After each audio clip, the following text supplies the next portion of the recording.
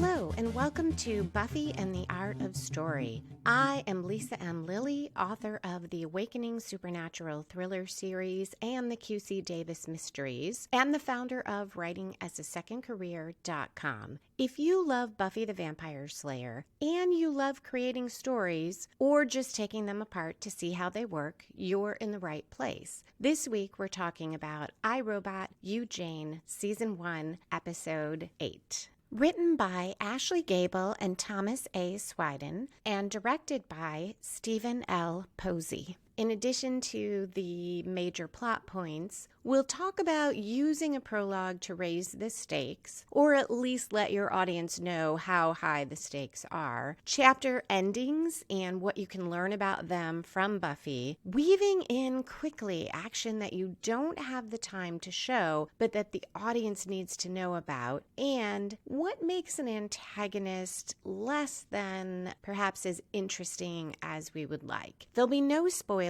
except at the end to talk about some foreshadowing, but I will give you plenty of warning. First, though, we do have a couple listener comments. Both relate to the spoiler section on the harvest, but I can talk about this point now because last week we found out in the episode Angel that Angel is a vampire and that he, over 100 years ago, was extremely dangerous. Angel in the harvest, he meets Buffy in the crypt and she is about to go down and face the master. He says that he's afraid when she asks why he won't go down there. And I questioned that given what we later find out about Angel and how strong he is and how feared he was. Steve commented that he thought perhaps Angel just wasn't ready to reveal yet that he was a vampire, and he knew that was going to come out during the fight, and also that he was confident Buffy would be fine, so he didn't feel that he needed to go with her. Similarly, Carrie thought Angel's facial expression and his tone showed that he was clearly lying about being afraid, and she says, I think he just says it to get her to go on her own and realize her own strength. I love that reading of it. I love both readings of it because they suggest Angel has a lot of confidence in Buffy, and I like that my listeners had more confidence in the writers than I did at that particular moment. If you have thoughts on the show, you can email me at Lisa, L-I-S-A, at Lisa Lilly. Lily is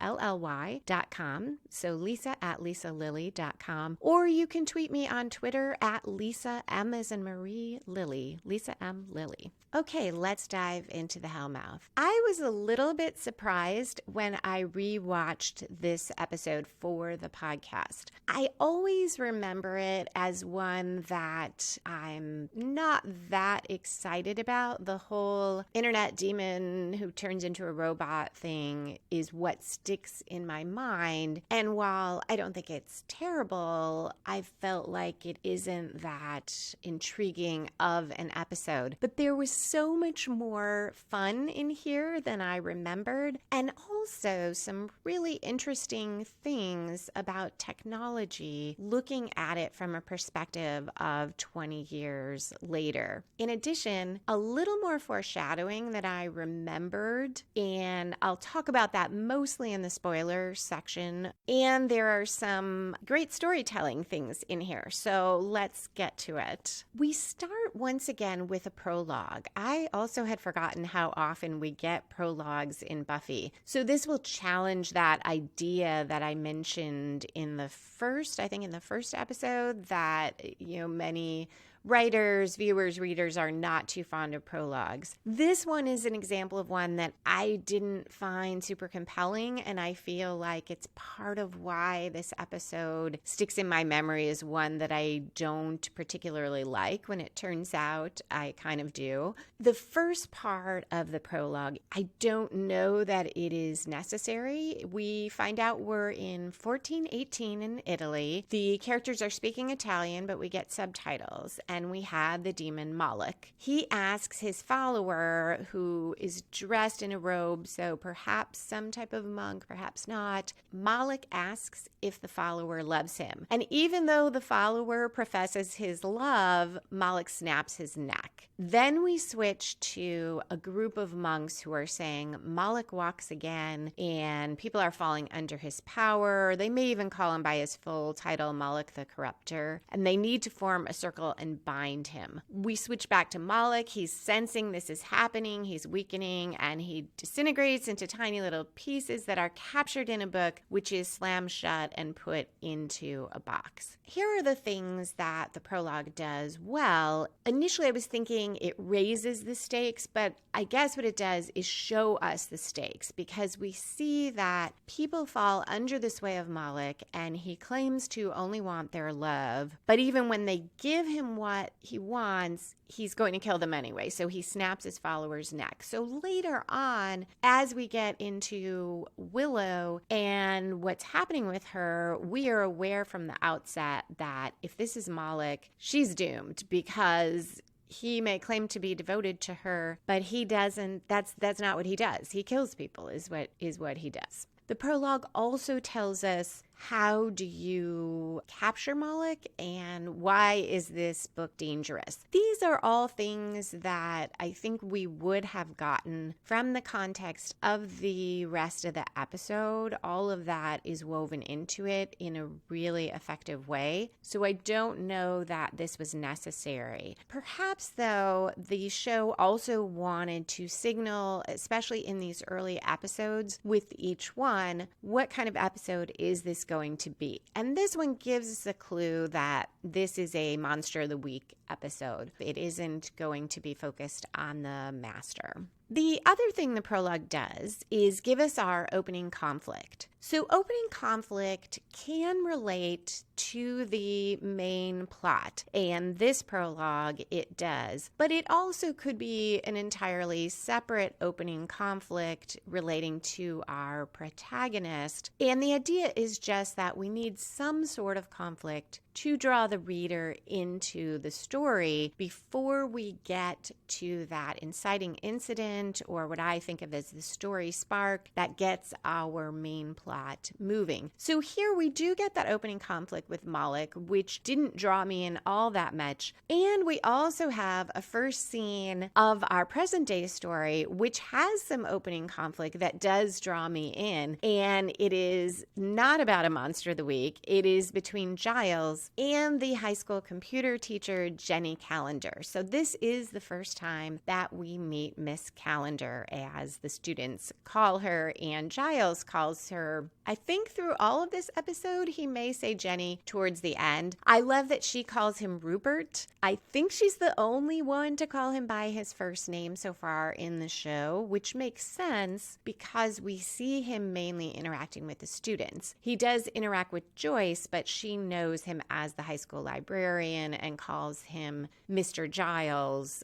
She doesn't know him that well yet, so she's not calling him Rupert. This makes a nice dividing line and sets up that perhaps there is going to be a little more of a relationship between Jenny and Giles. I'm going to keep calling him Giles because that's how I think of him. And it also draws a nice line between the teachers and the students because, of course, the teachers don't call each other Mr. and Miss, at least once they know each other. They might in front of the students, as Giles does call her Miss Calendar. That she calls him Rupert also gives us a sense that she is a little more informal, a little more relaxed. He is using the Miss Calendar very formal approach, and she is coded as more current or more fun, which we will also see some other hints of that later. Interestingly, while this opening scene with Jenny and Giles isn't specifically about the monster in the sense of being about Moloch, it is about technology. And when I really think about it, Technology, in a sense, is the antagonist here, or the villain, if we see this from Giles' eyes. He is several times mentions feeling afraid of computers, of technology, and these changes. We have a nice cut between these opening scenes because at the end of the 1418 scenes in Italy, we get the monks putting the book in a box and saying, "May this accursed book never be read again." Cut. We're in the library. Buffy opens the box and says, "Oh, great, a book." We have lots of these kinds of cuts in Buffy where one character is saying one thing or something is happening and you get a cut, and the other character either is saying something very similar that perhaps relates to a different situation or is actually handling a book when we've just mentioned a dusty old book, or here where it is the same book, so we have that connection. And you can use this in your novels as well. It can be a really nice way to draw the reader from one scene to the next and create connections between characters, even if they are in very separate scenes or situations. In her podcast, Still Pretty, Lonnie Diane Rich gets a little bit tired of some of these cuts. She calls them the irony smash. And I guess I can see that if it really stands out to you, it might start to bother you. I personally love it every time that it's done. So it's quite possible I do it too often in my writing as well. I don't know. I'll have to look back at that and see. So Buffy opening up the book sets the scene, or she doesn't open the book at that point, but taking out the book opens up our scene with Giles and Miss Calendar. And the reason she is there is they are apparently scanning a lot of books into some sort of repository on the computer for the school or onto the internet. Giles confuses the word scan with skim, which is kind of fun. Obviously today, even someone who was not particularly,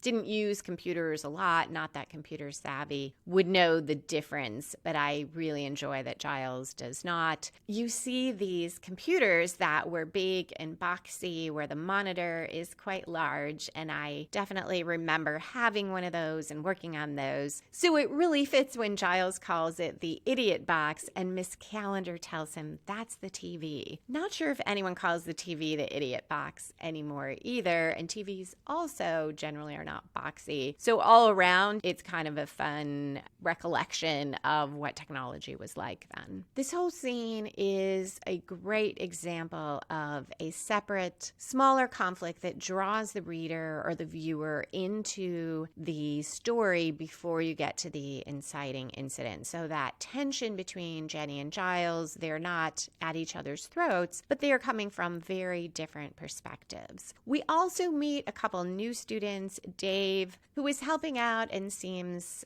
fairly helpful, kind of quiet, and Fritz, who goes into a rant about the only reality is virtual reality. And Jenny comments on that, something like, "Thanks for making us all look crazy." So we get this distinction of, yes, Jenny is very into technology, but Fritz is represented as the extreme. So we get a little hint about Fritz maybe being a little bit out there. Jenny makes the point to Giles that more email than regular mail was sent the year before. And this is when Giles says that is a fact he regards with genuine horror. And Jenny teases him about being in the Middle Ages. So we have definitely drawn lines about views about technology. I also had forgotten when email was not so common. The idea now that you would get more regular mail than email seems so strange when we all have inboxes full of it. We are coming up to our story spark, which sets off the main plot, and it does happen here slightly past 10%, but not much, right around 5 minutes into the roughly 42-minute episode. Willow is in the library. She's late by herself scanning books. She scans in the Moloch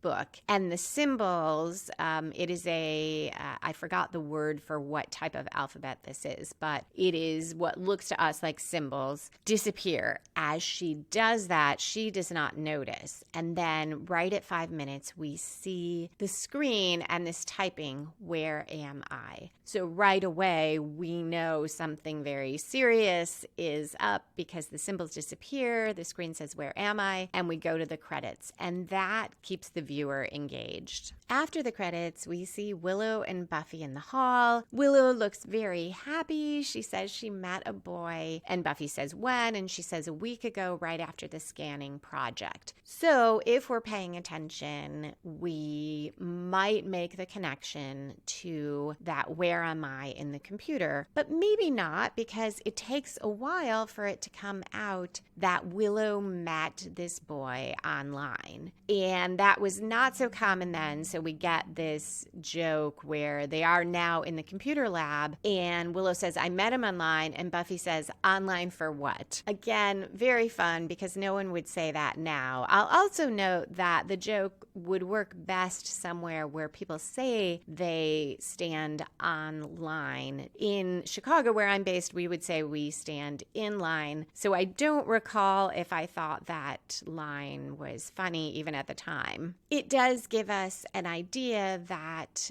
meeting people online was very new then, because Buffy is serious when she says that, and it takes her a second to catch up and realize what Willow's talking about. And she does already express a little bit of concern about Willow not actually having met this boy in person, and Willow just wants to be happy and excited about this boy, so there is a little bit of tension. We have a moment with Jenny that shows some nice characterization because she says, "Buffy, are you supposed to be somewhere?" And Buffy says she has a free period, and Jenny says, "Cool, but we have labs, so make it a short visit." This is a nice, quick way to show us that Jenny has a good relationship with her students. She is relaxed about rules. You have to think many other teachers would tell Buffy to leave. Also, seemingly the students more or less listen and respect her, because while Buffy does sit down and she and Willow do talk, they aren't disruptive about it, and we don't get a sense that it's a problem. We have some more old technology here because Willow is, no one has cell phones, so there isn't texting on a phone. Willow is typing in messages back and forth with Malcolm, and we're getting this computer voice reading his messages. Generally speaking, you didn't have a computer voice read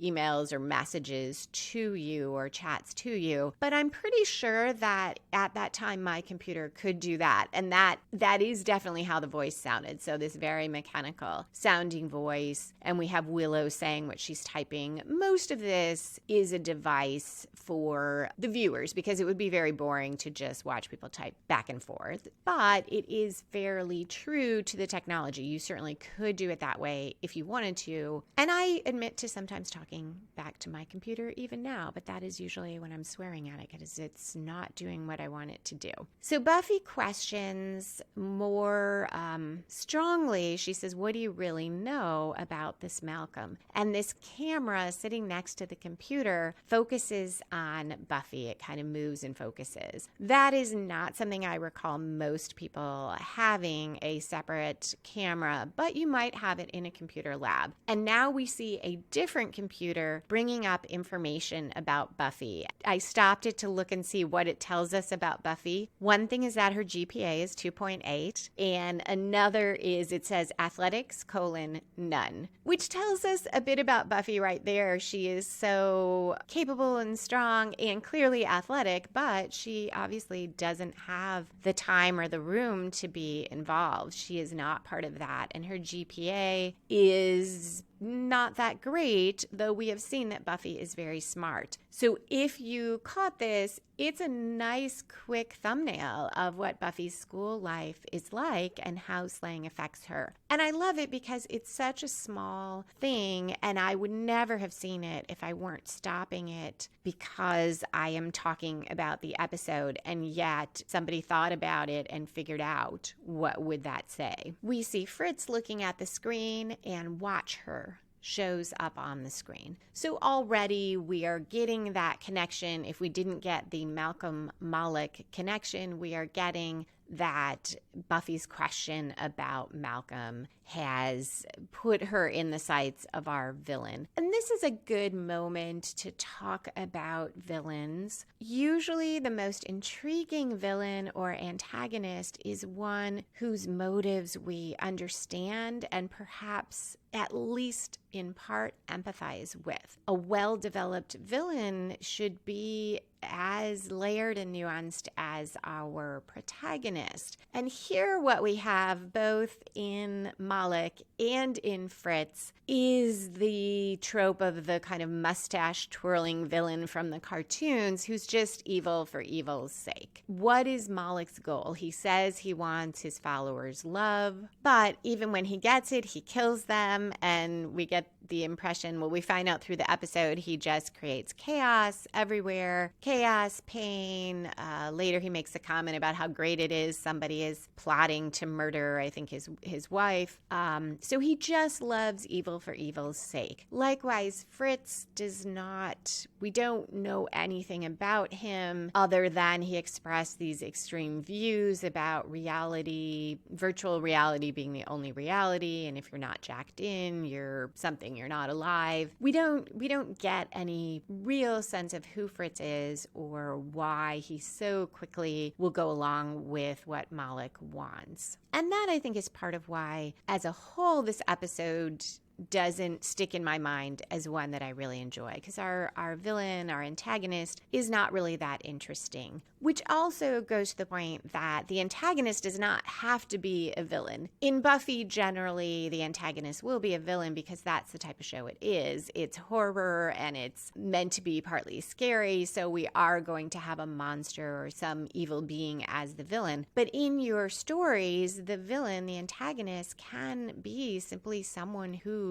has a goal that is opposed to the protagonist. The antagonist and the protagonist should have mutually exclusive goals. That creates the most conflict. Jenny makes a comment to Fritz that he and Dave are logging a lot of computer time. He says it's a new project. She asks if she'll be excited about it, and he says, "You'll die," in a very creepy voice. I guess this is here just to heighten the tension, but we already know that Malik kills people. So this is one of these moments that, to me, doesn't really add anything. We are moving, as each of these scenes builds, to our 1/4 twist. That is the turn, usually a quarter way through the overall story, that spins the story in a new direction and usually comes from outside the protagonist. Generally, it does not make things easier for our protagonist. It adds something to the story for the protagonist to deal with or to look into. Coming up on this point, we see Willow and Xander together. Xander wants to know if she wants to go to the Bronze, and Willow brushes Xander off. She's going to go home and talk to Malcolm. And Buffy comes up later. She can't go to the Bronze either because she has slaying, and Xander is feeling a little bit left alone and a little bit jealous, which Buffy calls him out on. And he says, "No, I don't feel that way about Willow." But Buffy says, "You were used to being the belle of the ball." And I feel like those are very real sentiments, that although Xander doesn't want to date Willow, and I believe he wants her to be happy, he wouldn't say, "Oh, I don't want her to date anyone," but he is used to being first in Willow's life. They have been friends for a long time. She's had these feelings for him. He's used to being, the belle of the ball, the one that she cares about most. Around 11 minutes in, which starts out our 1/4 turn, Xander also says he is concerned because he could say he's anybody online. And there's a joke about he could say he's an elderly Dutch woman, and who's to say different if he's in the elderly Dutch woman chat room. And Buffy at first says, "Oh, I see your point." And they both get a little spooked. And then Buffy says, "Oh no, we're overreacting." And kind of says, "Look at you, getting me all freaked out." Despite that Buffy dismisses Xander's concerns in the moment, I see this as the 1/4 turn because Buffy had these concerns earlier. She was raising him with Willow. What do you really know about this boy? But now Xander has pointed out that he might not even be a boy. I feel like before Buffy was more just picturing a boy who might not be good for Willow, or she had some general concerns, but now it's a lot more specific. And despite dismissing Xander's raising very real danger, she does then start asking some more pointed questions. She asks Willow more questions. She goes to Dave to try to find out, can she figure out who is sending Willow these messages? So all of this, Xander really has sent Buffy to take this very seriously. And Buffy doing that causes Malcolm to accelerate his relationship with Willow and to focus even more on Buffy. Some other things that happen just slightly past this quarter point that really go with that new direction of the story. At 12 minutes, we see Fritz carving on his arm. We also see at almost 13 minutes in that Willow comes to school late. She says she overslept, and Buffy says to the 5th period, and Buffy says, "This isn't like you." And Willow says, what's not like me? Boys don't normally chase her. She thought Buffy would be happy for her, and Buffy wants to be happy for her, but she urges her to meet Malcolm face to face somewhere safe. Willow says, so what? She blew off a few classes, and that worries Buffy even more. And Willow says, Malcolm said you wouldn't understand, and Buffy says Malcolm was right. Very nice example of conflict and tension between two good people, both of whom we like, and whose points of view we understand and care about. This is where Buffy asks Dave about how to find out who is sending an e-letter, which I love. When Buffy mentions Malcolm, Dave immediately says, leave Willow alone. And she thinks maybe he is Malcolm. Buffy now goes to Giles, and he says he doesn't know what to tell her. Computers frighten him. So again, we get this fear of technology. And being a little bit sarcastic, he says, what am I going to do? Suggest that you tail Dave. And Buffy says, what? In a trench coat and dark glasses? And the next scene, of course, we see her in the dark glasses. Not quite a trench coat, but something with a bit of that styling and being quite obvious. So, of course, she is seen by a camera at the warehouse where she follows Dave. And I love this because I don't think it's too much of a spoiler to say that we will find out that Buffy pretty much is never good at undercover. Dave is at the warehouse. He's talking to a guy in a lab coat. Lots of things are being loaded into the warehouse. Buffy can't tell what those things are. Back at the library, Xander gives us the information that this company closed down. It was a computer research company, and his uncle worked there as a janitor and got let go. Buffy and Xander make their plans to break in. Giles is trying to plausibly deny that he had any knowledge of it when Jenny comes in. And she makes a comment on how often Buffy and Xander are in the library. It is kind of odd that these students are always hanging out in the library. Malcolm and Willow are communicating. She's telling him she never felt this way about anyone, and Buffy doesn't understand. And here Malcolm makes a mistake. He says Buffy is trouble. That's why she was kicked out of her old school. And this makes Willow pause because she knows she never said that to Malcolm, and she cuts off their chat. Notice how this scene grows out of the 1/4 turn, and everything from that point on should come out of that turn and build toward the midpoint. It grows out of the 1/4 turn because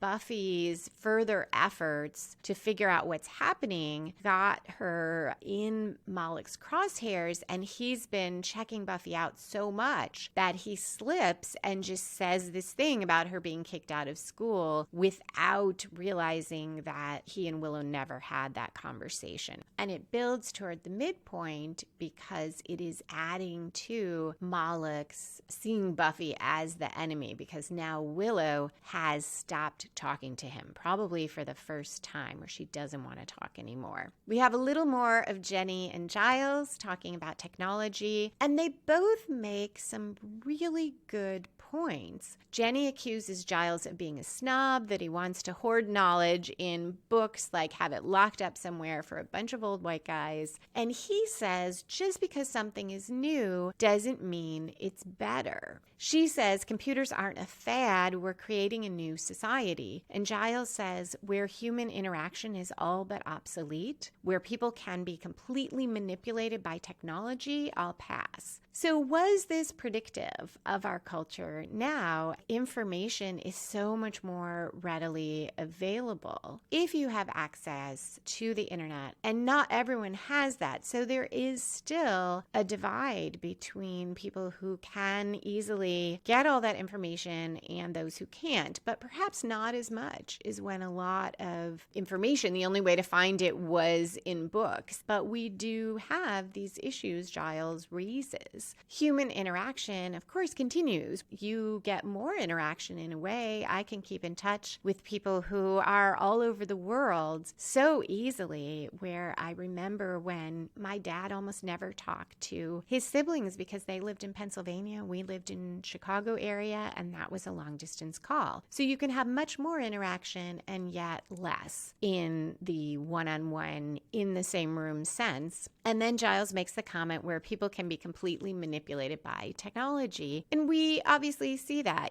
There's more info out there, but it's perhaps harder to tell what is accurate, or takes a lot more diligence to find out what is accurate and what's not. But I think Jenny would say we have lots more points of view out there. So another great example in this episode of two people with opposing views who both have really good points. And to ratchet that up, it is hard for them to come to the same place because they are both devoted. Giles loves his books. He's a librarian. Jenny is a computer teacher. So it's also about their professions. One caveat on that, even back when Buffy was airing originally, some librarians critiqued it because they said Giles would have to know about computers. There would be more computers in the library, and Giles does everything on paper. That completely fits the show. As I mentioned in one of the other episodes, Joss said that Giles is meant to be that guy with the dusty books who says the vampires are coming.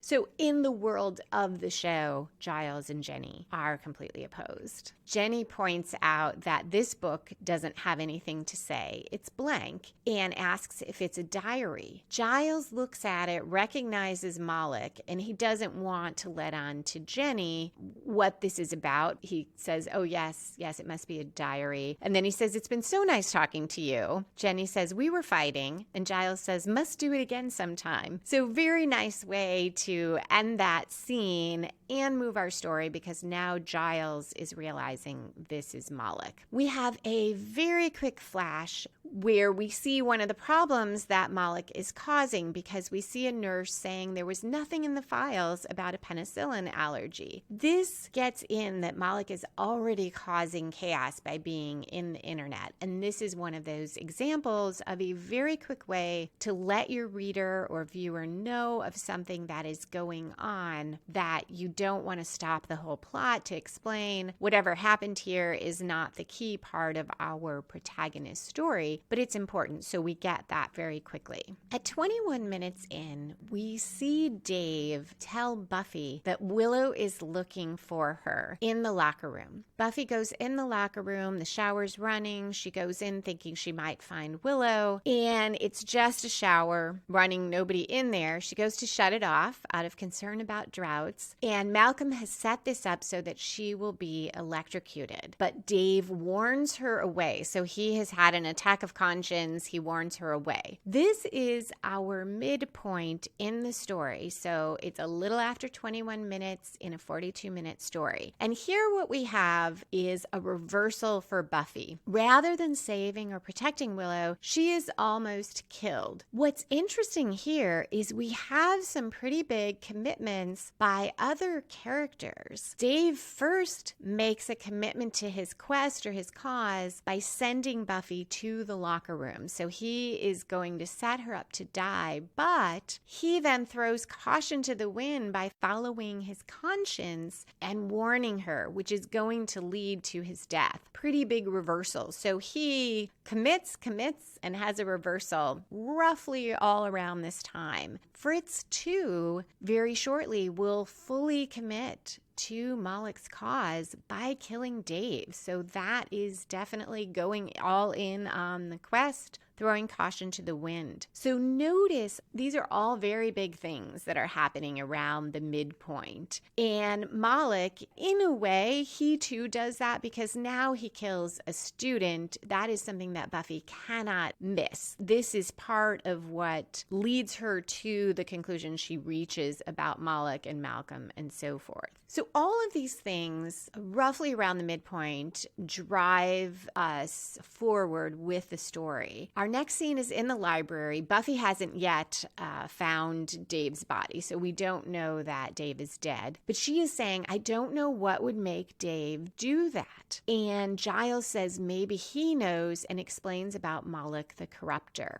Buffy is the one who figures out that Malek is in the internet and how dangerous that could be. She tries to delete the file. Malcolm's image pops up and he says, stay away from Willow. This is our first time that Buffy and Malcolm, or Malek, come face to face, and we have a cut to the commercial. Buffy now understands that it's Malek is the enemy, Malek is the one doing all these things, and we go to a commercial. So this is a great hook to keep viewers coming back. I think of these types of hooks when I'm creating chapter endings. The end of a chapter is a natural point for a reader to stop reading. How often have you said, okay, I'll just read one more chapter? If you can have a chapter ending like this, it makes the reader want to keep going to the next page. Or at least if the reader does have to stop, keep thinking about wanting to get back to that book. So watching where shows break, if you are watching a network show or one that was originally made for a network and has those commercial breaks, that is a great way to study how to keep readers engaged and going from scene to scene. So Buffy now says they need to find Willow. They have made the connection to Malcolm. And instead she finds Dave's dead body. She realizes it was a setup. He didn't commit suicide.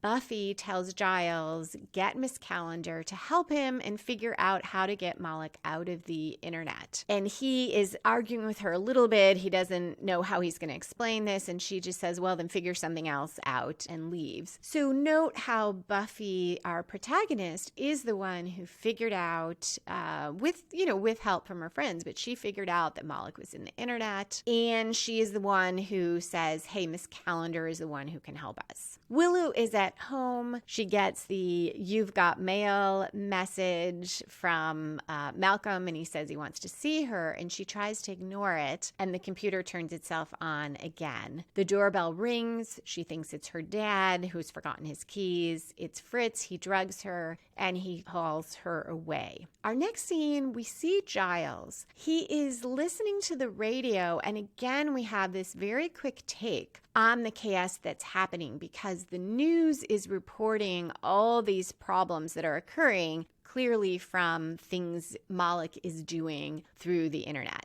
Jenny comes in and interrupts that. He stutters through this explanation of what's happening, and Jenny says, I know. This brings us up to our 3/4 turn in our plot. This turns the story yet again, but it grows out of the midpoint reversal or out of the protagonist's actions at the midpoint. So right around 31 and 32 minutes, we have a series of scenes that turn the story. Buffy and Xander discover Willow is not home. They decide to go to that warehouse. That is going to take us to a whole new venue, and they have a new aim. They are still trying to destroy Moloch and get him out of the internet, which has been the goal since our midpoint. And they still want to protect Willow, but it is a new direction because now it's not convincing Willow that Malcolm is Moloch and he's dangerous. It is that Willow is physically in danger and has been kidnapped by Moloch.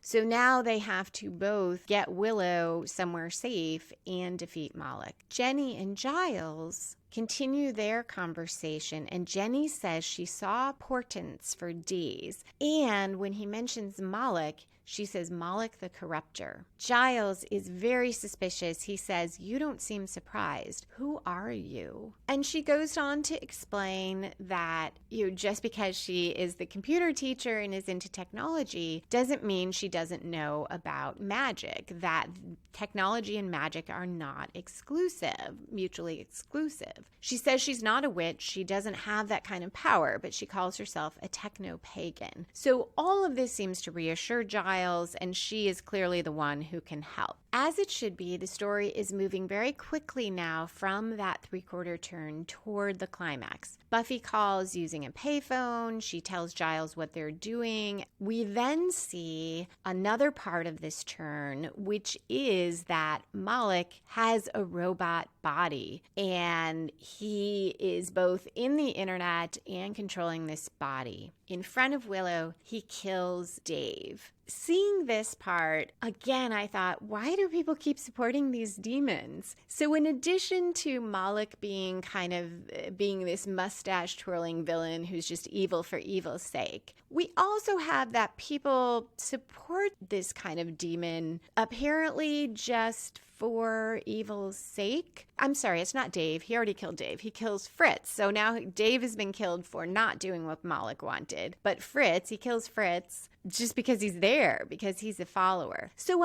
I know we have been told in the beginning that Moloch preys upon those who are weak of mind, and he's the corruptor, that he has this sway over people. So it is probably unfair to say that they are choosing to follow him. But that feels a bit like weak storytelling to me. It is less interesting to have a demon who just has this magic power of making people follow him, rather than followers having some reason, some deep need that he's filling, something that makes us understand why they would devote themselves to this demon. So Willow, too, has her own sort of turn in the story, in her personal story, because Moloch is saying he wants to give her the world, he wants to repay her for freeing him, and she knows now that he's evil, but she is so angry because she has been deceived. And when he says this about repaying her, she says, what? By pretending to be a person, pretending to love me? And it's not just that Willow expresses this anger, but we are very worried for her because nothing good can come out of this.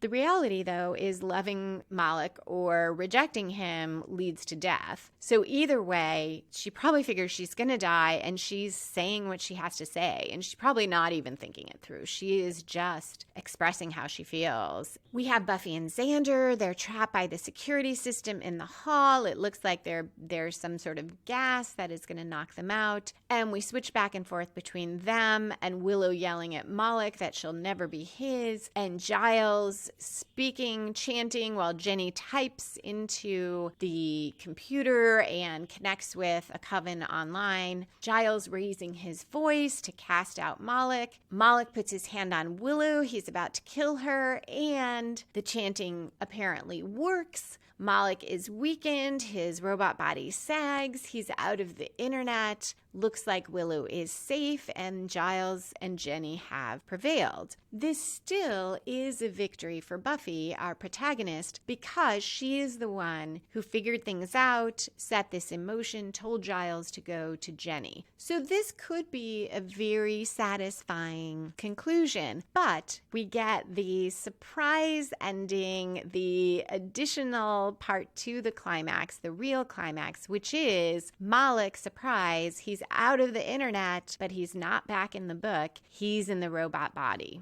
So he's not a threat to the whole world anymore, but he is definitely a threat to our main characters. So we have this ultimate fight. Willow gets her chance to contribute because at a key moment she uses a fire extinguisher and is hitting Moloch with it, giving Buffy a moment to figure out what to do. Buffy goads Moloch into punching her at just the right moment in just the right place because she ducks. He hits an electrical panel and is electrocuted. Note that once again, though Buffy's strength is important, it is her wits that win the day. She is not stronger than the robot, but she outwits Moloch. And kind of ironically, she does it by using technology in a way, using the electrical panel and subverting his robot body, which is vulnerable to that, in a way that the demon might not have been. Now we have our falling action. We have Giles going to the computer lab. It's apparently the first time he's been there, and Jenny teases him about being afraid of computers. He returns her earring. She points out that a book started all the trouble and asks what he doesn't like about computers. And this, too, is such an interesting back and forth because he says the smell, and she says they don't smell, and he says that's it. Smell is our most powerful memory trigger. And that is something that is good to remember when you are writing fiction because a smell can evoke so much. It's directly linked to memory. And putting in a smell that evokes feelings for the reader and a scene for the reader can do so much more than a visual description. Many of us, especially now, there is so much good long-form storytelling on, I want to call it TV. It's not really TV, Netflix shows, Amazon Prime shows, Hulu, that I watch much more than I used to, and I read a little bit less. I still read a lot, but not as much as I used to. And the downside of that is it is easy to really fall into only visual storytelling or perhaps visual and sounds because that's what we can get through the screen. But the sense of smell is so powerful, and having a key smell, like Giles says, books smell musty and rich. That can bring me right back into that library, the local library I loved so much as a kid and spent so much time in. Giles continues and says, computer knowledge is there and it's gone. There's no texture, no context. And here's a direct quote. He says, if it's to last, the getting of knowledge should be tangible. It should be smelly. And that goes with this idea that information is so much more readily available now. But there is that point that Giles makes, even from 20 some years ago, it doesn't have context. A lot of times we are seeing quick blips of things with no context. And the idea of no texture, no richness, it's there and it's gone. So Giles and Jenny don't reach an agreement, but I would say they agree to disagree. Jenny says he's old-fashioned, but we get the sense she likes him and there's a little bit more flirting. And this raises a good story question to carry viewers through more of the season, which is what will happen between Jenny and Giles. And I really like seeing Giles with a relationship with an adult. We only get to see him interacting with the kids, and he is very important to their story and to Buffy as a father figure, but I like that Giles can also have a personal life. This romantic tension between Giles and Jenny also does a little bit to obscure the question Giles asked and his suspicions when he wondered why Jenny knew so much. Why did she know Moloch? Why why was she watching what was happening? And he said, who are you? By the end of the episode, we've kind of forgotten about that, or at least I did the first time I watched, because initially Jenny seemed a little bit suspicious. Well, not in the first scenes, but when she comes in and she already knows all these things. But now I'm not worried about it because she and Giles seem to really be getting along and clicking, and because she helped defeat the villain. So it sort of distracts us from that question that Giles asked. Now we have the rest of our falling action, which is Buffy, Xander, and Willow outside. Willow is very sad. This is the first boy who liked her, and he's a demon. And she says, what does that say about me? And Buffy and Xander are reassuring her. Buffy says, we're on the Hellmouth. Like, this isn't about you. And jokes about, hey, you know, I fell for someone who turns out to be a vampire. And Xander says, yeah, and the teacher I had a crush on was a giant praying mantis. And they all laugh, and then they get very somber when they realize that's pretty depressing. And then we end. And that too raises a little bit of a story question: is will love ever work out for any of them being on the Hellmouth? That is it for this episode. I hope you will tune in next week. We'll be talking about the puppet show. We get to meet another new character, Principal Snyder, who himself is very ominous and perhaps is our villain. We'll find out. I'll have a short spoiler section, so if you would like to stay around, hang out for a minute. If not, in the meantime, as I said, you can find me on Twitter at Lisa M. Lilly. You could email me with your thoughts, lisa@lisalilly.com, and put Buffy in the subject line. It'll help me make sure to pick out your comments. One more thing before we go to the spoilers. I will be taking a 2-week holiday break, but Buffy and the Art of Story will be back on Monday, December 30th.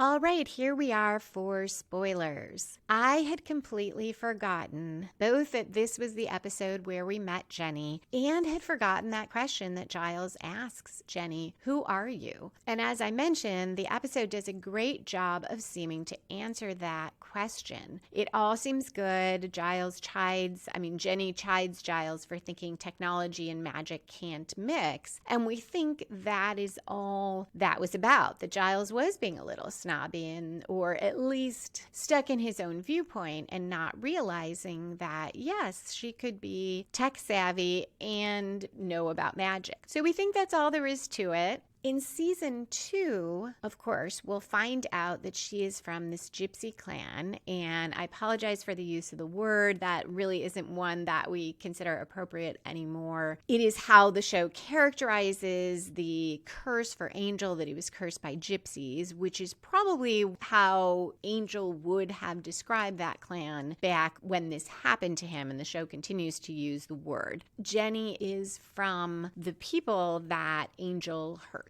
So we find out that she is there to watch Buffy and Angel. And when that comes up in season 2, I likewise wondered whether it was something that the writers decided on later because they liked Jenny, or whether it had always been planned. Now watching this episode from that perspective, I think it probably was planned, or at least they had an idea that perhaps there would be something with Jenny later that was either questionable or that, she might have a dark side. Whether it was specifically planned or not, this was a nice way to start out with it, and I was very happy to see that initially Giles was somewhat suspicious of Jenny. So that is all for spoilers. Thanks for listening. Just a reminder before you go, there will be a 2-week holiday break, but Buffy and the Art of Story will be back on Monday, December 30th. I hope to see you next time for the puppet show.